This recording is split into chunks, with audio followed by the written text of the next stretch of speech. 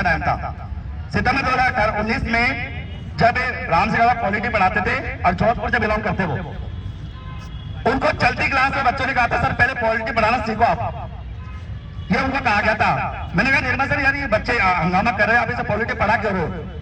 तो उन्होंने कहा कि सर आप चुप रहो, आप अपना काम करो, बाकी हम पर्चे देखते हैं। मेरे को नहीं पता था कोई पेपर आउट करते, ये बात आज पता पड़ी कि जैसे पता था उस दिन पड़ गई थी कि उसके बुक से सारे प्रश्न आना वगैरह ये होना और हूबहू प्रश्न आना। तो राम सिंह आड़ा को मैं व्यक्तिगत रूप से जानता हूं कि उनको चलती क्लास में बच्चों ने हंगामा किया था, बाहर भगाया था और निर्मल सर ने उनको इतना होने के बाद उनको निकाला नहीं था। ये सत्यता की बात थी। सितंबर 2019 का समय था उस समय।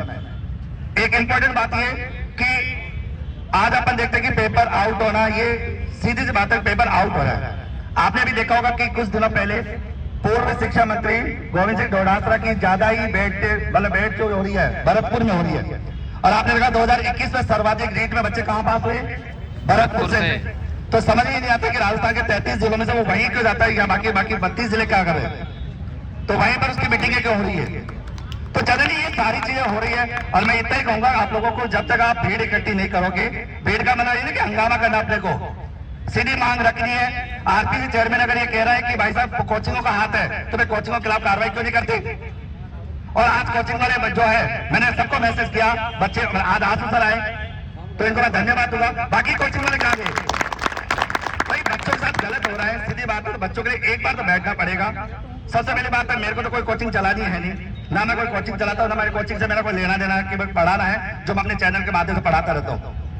तो कहने का मतलब ये कि आपको यहाँ पर भीड़ इकट्ठी करनी है और आपको अपनी बात शांतिपूर्ण तरीके से रखनी है। अगर आप अपनी बात नहीं रख पाओगे और ऐसे आप लाइब्रेरी में बैठे रहोगे और आप ऐसे बस फिर अखबार पढ़ लेना कि जैसे आपका एग्जाम होगा अगले दिन आएगा कि ट्रक पलट गया, कभी ये हो गया, कभी वो हो गया, कभी यह आउट हो गया, कभी आउट होगा, और बस अपने मन को संतुष्टि देते रहना और एक दो सुसाइड करते रहेंगे, जो होता रहेगा।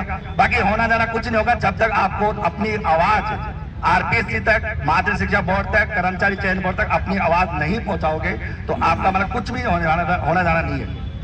इतना होने के बावजूद भी आप लोगों की 250-300 बच्चों की गैदरिंग है। मैं चाहता था कि आज पूरा जयपुर यहाँ पर होना चाहिए था। जयपुर की हर कोचिंग वाले को अपना कोचिंग बंद करके बच्चों को यहाँ पर लाना चाहिए था, बट आप इस चीज को समझ नहीं पा रहे।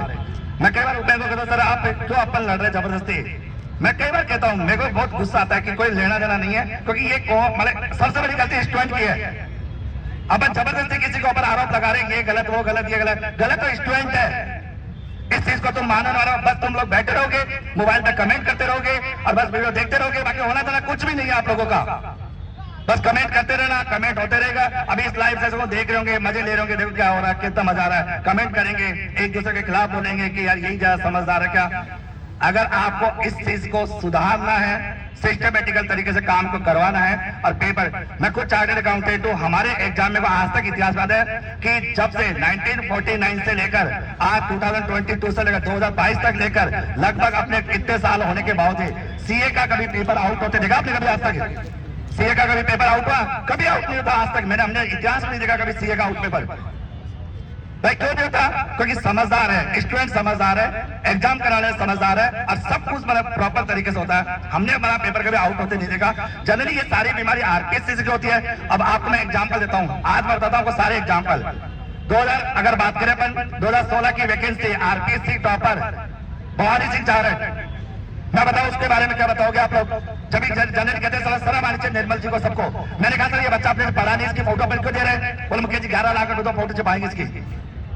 इस तरह की हरकत करना, ये बात है। मैं आपको बता 2016 का जो आरएस का रिजल्ट आया था, दीपावली के समय रिजल्ट आया था, मैं जयपुर था और मेरे को बुलाया जाता है कि मुकेश जी आप आओ, अपनी बात सुनेंगे और इसको पैसा दो, और उसका पैसा दिलाया जाता है। और क्यों दिलाया जाता है? बस नाम आ जाए, फोटो अखबार में नाम आ जाए और इसको देखकर सारे को मरा है आरएस बनेगा। खुद तो कभी आरएस बने नहीं, आरएस की फुल फॉर्म पता नहीं आरएस ऐसा क्या है। ये बेकार सिस्टम है।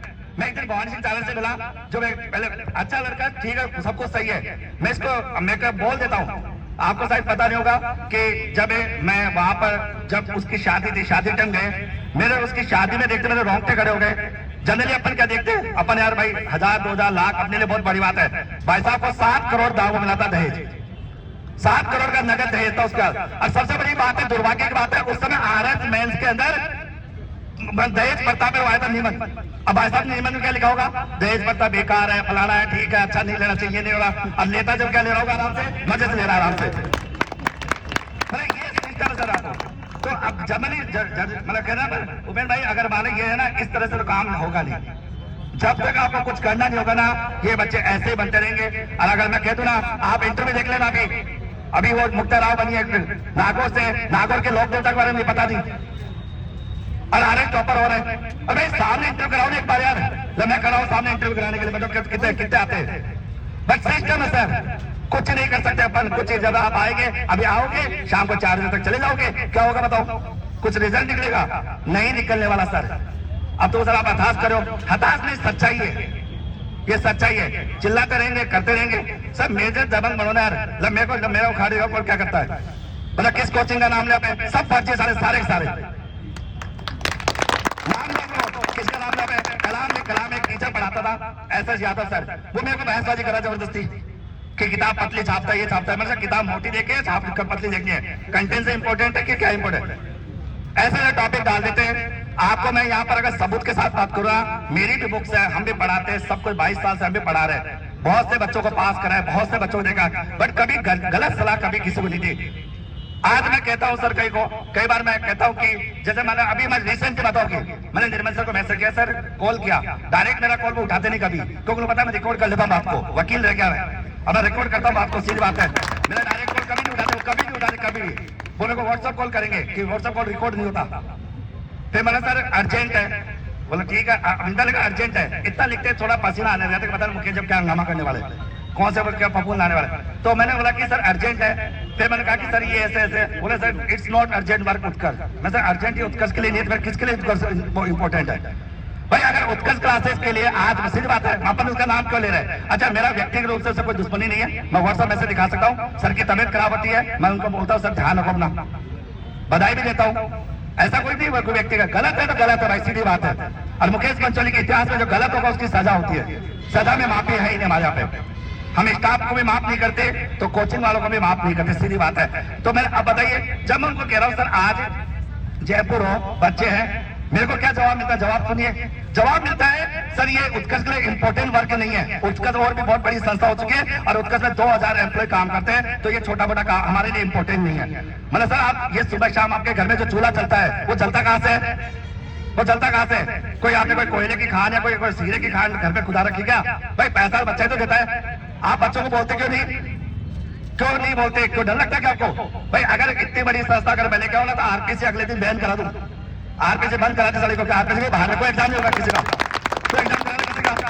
हम यहाँ पर सुबह शाम पढ़ाते रहते हैं। और चलो मेरे को इसलिए गुस्सा आ रहा है क्योंकि यार एक तो मैं क्लास छोड़ के आया हूँ, मैं पूरे दिन क्लास में बिजी रहता हूँ, और उसके बाद बच्चों के साथ ये चीज होती है ना, मेरे को पता है, ये बात मेरे को पता है कि बच्चा को हम स्टूडेंट है ना, सबसे बड़ी गलती स्टूडेंट की है, बाकी किसी की गलती नहीं। तुम फालतू बातें करते हो, आरपीसी कोई गलत है, आरपीसी तुम सब गलत हो, सब। पेपर कौन खरीदता है? स्टूडेंट। वैसे तो गलती आप दूसरे को दो, भाई सीधी बात है, जिसको आप खरीदने आओगे वो बेचेगा ही, माल अगर खरीदा वो बेचेगा ही होगा, चाहे आप चरस हो, अफीम हो, गांजा कुछ भी हो, सब बेचेंगे सर। आप खरीदने जाते ही क्यों?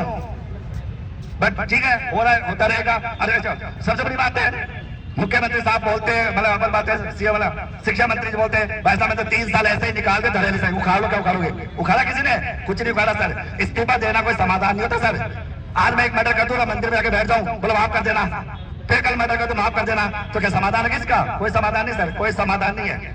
आप फालतू हंगामा करते रहते हो। उपेंद्र भाई जेल जाके बैठे रहते हैं, पता लगा कि ऐसा लगता है कि जेल में बैठे रहो, अपन उतर होना क्या है, हुआ क्या किसी का?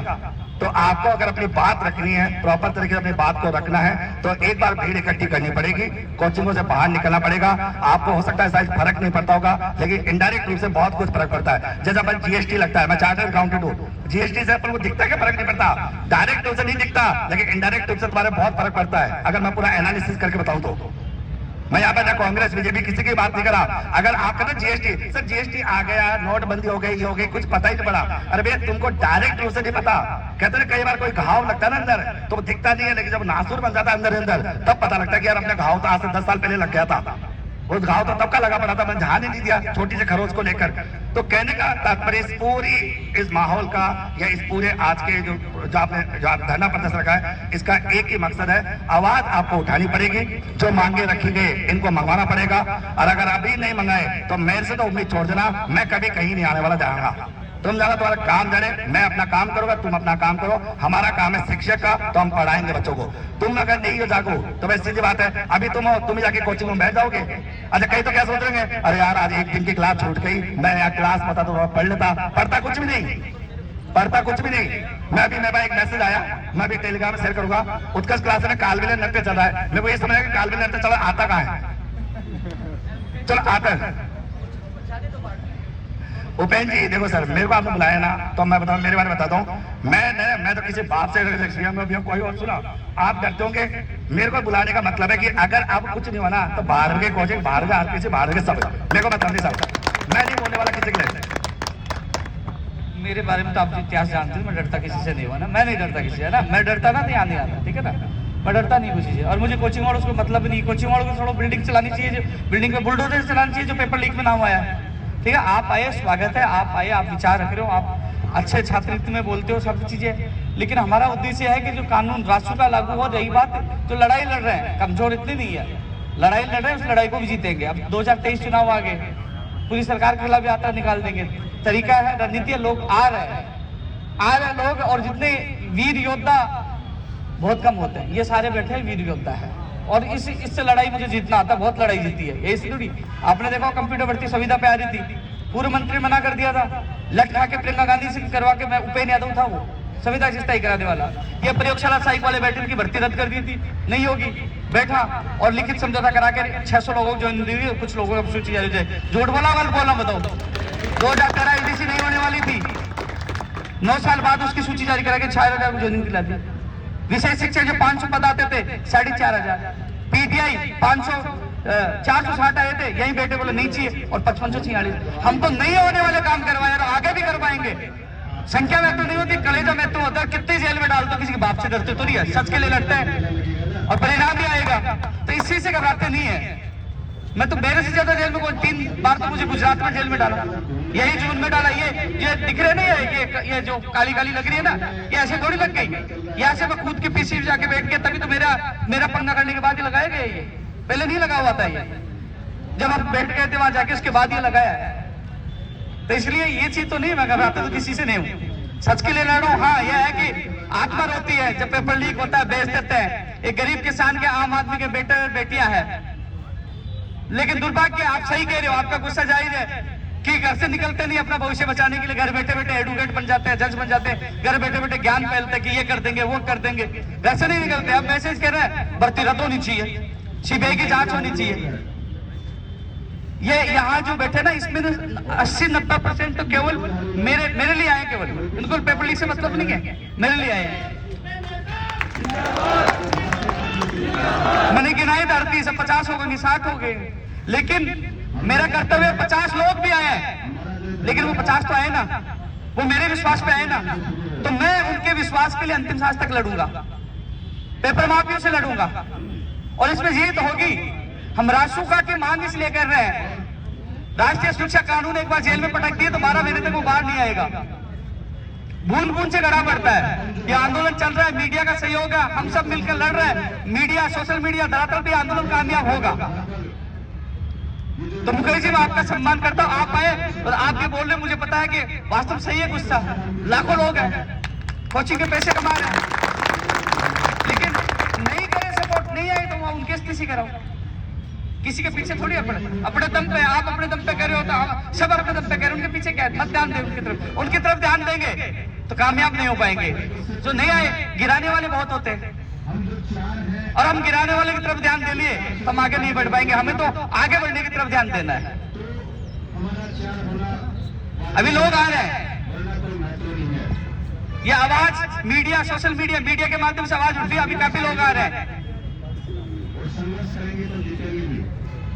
तो परिणाम मिलेगा इसका। हाँ, ये जरूर है कि वास्तव में मैं भी देखता रहता हूं कि सोशल मीडिया पे जितने लोग एक्टिव हैं वो घर से नहीं निकल पा रहे। कई लोग तो धीरे धीरे आ रहे हैं कि अब वो तस्वीर डालेंगे ना कुछ लोग कि कि माहौल जम गया क्या, लोग आ गए क्या, फिर आएंगे। मैं धन्यवाद देना चाहूंगा दोनों लड़कियों के, जो दो लक्ष्मीबाई झांसी की रानी तो आई, कम से कम दो तो आई। तो मुकेश जी अपनी बात और कंटिन्यू करिएगा आगे मुकेश जी। ओके आशु जी, लो लो आशु जी आ जाओ। अरे आशु जी, आशु जी। नमस्कार सभी को। कल रात